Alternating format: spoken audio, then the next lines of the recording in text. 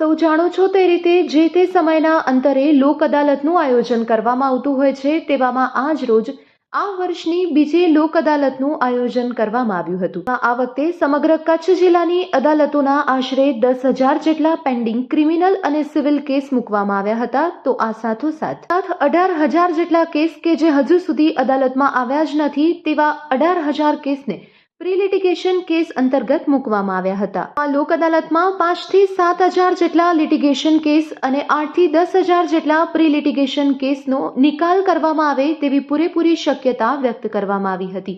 આ સાથે જ આ લોક અદાલતમાં આશરે 15 જેટલી વીમા કંપની, બેંક સહિતની સંસ્થાઓ પણ જોડાઈ હતી। આજ આ વર્ષની બીજી રાષ્ટ્રીય લોક અદાલતનું આયોજન કરવામાં આવેલ છે। આજ રોજની લોક અદાલતના આયોજન મુજબ કચ્છ જિલ્લાની તમામ અદાલતોમાં કુલ મળીને 10,000 જેટલા પેન્ડિંગ ક્રિમિનલ અને સિવિલ કેસો મૂકવામાં આવેલા છે અને 18,000 જેટલા કેસો કે જે હજી અદાલતમાં આવ્યા જ નથી એવા કેસો પણ પ્રી લિટિગેશન કેસ તરીકે મૂકવામાં આવેલા છે।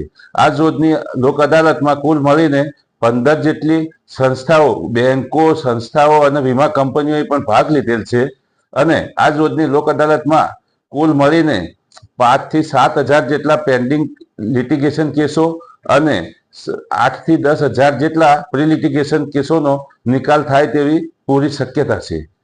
રોજની લોક અદાલતમાં ખાસ કરીને દાંપત્ય જીવનને લગતી તકરારોના કેસો, ચેક પરતને લગતા કેસો, વીમા કંપનીઓના જે MSCPના જે મોટર અકસ્માત વળતરના જે કેસો છે એમાં ખાસ ભાર મૂકવામાં આવેલ છે।